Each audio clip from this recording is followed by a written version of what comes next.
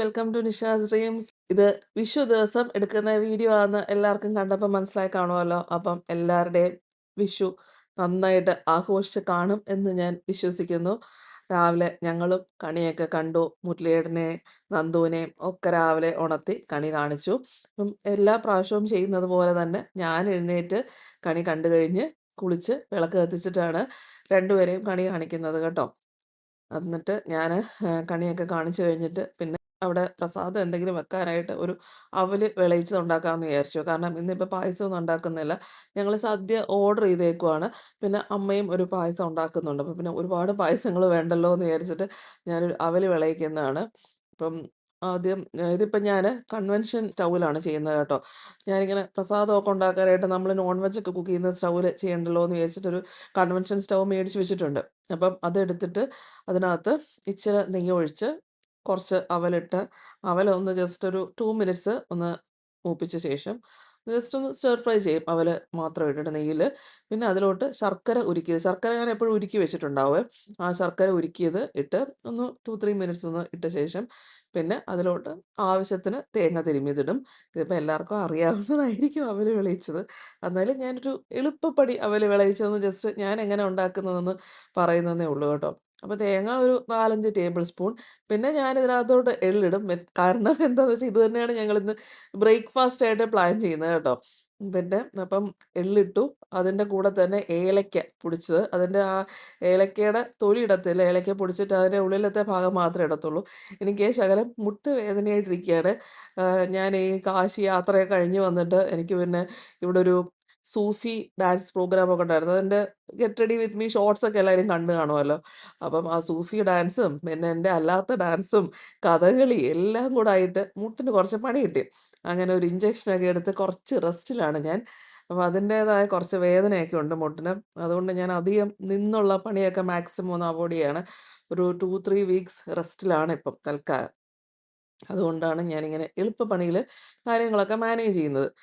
അങ്ങനെ ഇതൊന്ന് വഴറ്റിയെടുത്ത് അത്രേ ഉള്ളൂ. വേറെ പണികളൊന്നുമില്ല. ഇതൊരു 5 മിനിറ്റ്സ് വഴറ്റി. പിന്നെ അതിൻ്റെ കൂടെ ഞാനൊന്ന് ഡ്രൈ ആയെന്ന് തോന്നിയത് കാരണം ഇച്ചിരി വെള്ളം ഒഴിച്ചു കേട്ടോ. കുറച്ചൊന്ന് എനിക്ക് ഈ കൺവെൻഷൻ ഇതിൽ അധികം ഞാനത് ഇങ്ങനെ പ്രസാദമൊക്കെ കുക്ക് ചെയ്യാറുള്ളൂ. അല്ലാത്ത കുക്കിങ്ങൊന്നും അധികം ചെയ്യാറില്ലല്ലോ.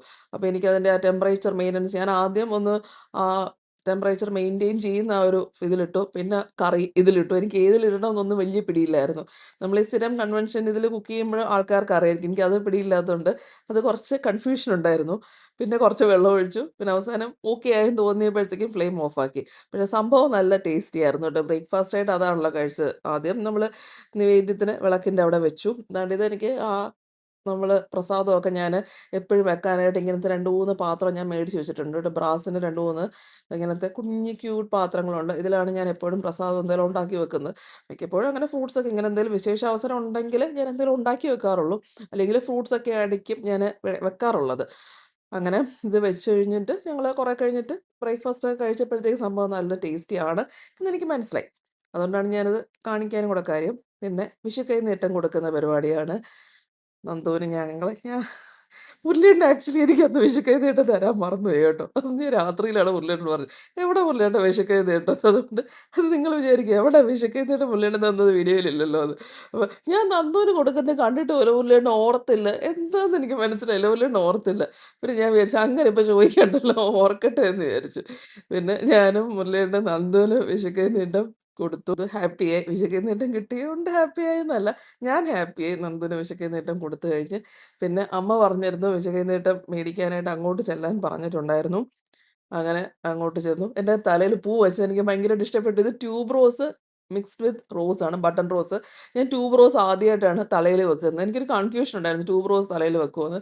പക്ഷേ എനിക്കത് ഇഷ്ടപ്പെട്ടു. വെച്ച് കഴിഞ്ഞപ്പോൾ നല്ല മണമായിരുന്നു. അവിടെ എത്തിയിട്ട് പിന്നെ അമ്മയുടെ കയ്യിന്ന് ഞാനും മുരളിയേട്ടനും കൈനീട്ടം മേടിച്ചു. പിന്നെ അമ്മയുടെ കണി കണ്ടല്ലോ അല്ലേ? അമ്മയുടെ പുതിയ വീട്ടിലെ ആദ്യത്തെ വിഷുവാണ്. പിന്നെ അവിടുന്ന് നേരെ മുരളിയേട്ടൻ്റെ അച്ഛൻ്റെ അമ്മയുടെ അടുത്തെത്തി. അവിടുന്ന് പിന്നെ എല്ലാവരുടെന്ന് നിരത്തി കൈനീട്ടം മേടിക്കൽ ഒരു പ്രോസസ്സ്. നല്ല രസമല്ലേ? ഇത് എല്ലാവരും കൂടെ ഒത്തുകൂടി ഇങ്ങനെ കൈനീട്ടം ഞങ്ങൾ ചെന്നിട്ടാണ് പിന്നെ അച്ഛനും അമ്മയും ചേച്ചിക്കും ഒക്കെ കൊടുക്കുന്നത്. എല്ലാവരും ഒരുമിച്ചാണ് അത് ആ മേടിക്കൽ ചടങ്ങ്. ചേച്ചിക്ക്, അച്ഛന് കൊടുക്കും. പിന്നെ രാജേട്ടൻ്റെന്നും ചേച്ചിയുടേന്നും ഒക്കെ ഞങ്ങള് മേടിക്കും. അച്ഛൻ്റേന്ന് മേടിക്കും. പിന്നെ അച്ഛൻ അമ്മയ്ക്കും കൊടുക്കും. അമ്മയും കൂടെ ഉള്ളത് കാരണം അമ്മയ്ക്കും കൊടുക്കും. രസമാണ് ഇങ്ങനെ എല്ലാവരുടേന്നും കൈനീട്ടം. ഞങ്ങളാണ് ഇപ്പം ഇവിടുത്തെ ഏറ്റവും ഇളയ ആൾക്കാർ. അതുകൊണ്ട് ഞങ്ങൾക്ക് എല്ലാവരും തരും. അതും ഒരു രസമാണ്. ഏറ്റവും ഇളയതായിട്ടിരിക്കാൻ ഒരു രസമാണ്. വിഷു ആവുമ്പോഴത്തേക്ക് അത് രസമാണ്. എല്ലാവരും ഞങ്ങൾക്ക് കൈനീട്ടം തരും. അങ്ങനെ ഇവിടുത്തെ അച്ഛനാ കണി ഒരുക്കിയതൊക്കെ മാറ്റിയായിരുന്നു കേട്ടോ. പിന്നെ ഉച്ചയ്ക്ക് സദ്യ അവിടെ വിളമ്പിയതാണിത്. സദ്യ ഞാൻ പറഞ്ഞല്ലോ ഓർഡർ ചെയ്യുമായിരുന്നു. കാരണം ആക്കാനായിട്ട് ഇപ്പം എനിക്ക് കാല് വേദനയാന്ന് പറഞ്ഞല്ലോ. പിന്നെ സാധാരണ ഞങ്ങള് 3 പേര് വെച്ച് ഞാന്, ചേച്ചി, അവിടെ നിൽക്കുന്ന ഹെൽപ്പ് ചെയ്യുന്ന അവരും എല്ലാവരും കൂടെ കുറച്ച് കുറച്ച് കൂട്ടാനാണ് ഉണ്ടാക്കാറ്. പിന്നെ ഇപ്രാവശ്യം ഞങ്ങൾ ഓർഡർ ചെയ്യാമെന്ന് വിചാരിച്ചു. അല്ലെങ്കിൽ ഇപ്പം 2, 3 വർഷമായിട്ട് ഞങ്ങൾ ഓർഡറിങ് തന്നെയാണ് പതിവ് കേട്ടോ. എല്ലാവർക്കും വയസ്സായി വരുന്നതുകൊണ്ട് എല്ലാവർക്കും മടി തന്നെയാണ്. പിന്നെ അമ്മയ്ക്ക് ടേബിളിൽ വന്നിരിക്കാൻ ബുദ്ധിമുട്ടായതുകൊണ്ട് അമ്മ ഇരിക്കുന്ന സോഫയിൽ തന്നെ അമ്മയ്ക്ക് വിളമ്പി. അത് കഴിഞ്ഞിട്ട് അമ്മ കഴിച്ച് കഴിഞ്ഞിട്ട് പിന്നെ ഞങ്ങൾക്കിവിടെ ഡൈനിങ് ടേബിളിൽ എല്ലാവരും കൂടെ ആയിട്ട് ഇരുന്ന് കഴിച്ചു. അങ്ങനെ എല്ലാവരും കൂടെ ഇരുന്ന് എനിക്ക് ഇഷ്ടമാണ് ഇങ്ങനെ എല്ലാവരും കൂടെ ഇരുന്ന് ഇവിടെ വന്നിരുന്ന മൊത്തം എല്ലാവരും കൂടെ ഇരുന്ന് ആ ഒരു എൻജോയ് ചെയ്ത് കഴിക്കുന്ന ഒരിത്. പിന്നെ കഴിച്ചൊക്കെ കഴിഞ്ഞ് അവിടെ ഇങ്ങനെ ഇരുന്നപ്പോഴത്തേക്ക് മീനാക്ഷിയും തേജു ബേബിയും ഒക്കെ വീഡിയോ കോൾ വിളിച്ചു.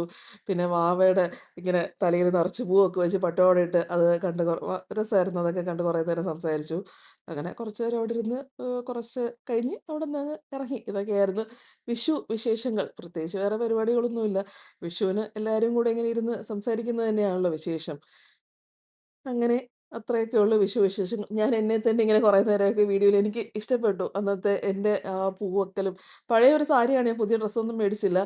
അങ്ങനെ ഇത്രയൊക്കെ ഉള്ളൂ വിഷു വിശേഷങ്ങൾ. വൺസ് അഗെയിൻ എല്ലാവരും എപ്പോഴും നമ്മുടെ മൈൻഡ് പോസിറ്റീവായിട്ട് വെക്കാൻ ശ്രമിക്കുക. നമ്മൾ എന്താണോ വിചാരിക്കുന്നത് അതാണ് നമ്മുടെ ലൈഫ്. നമ്മൾ വേണംന്ന് വിചാരിക്കുന്നത് നമുക്ക് നടക്കും.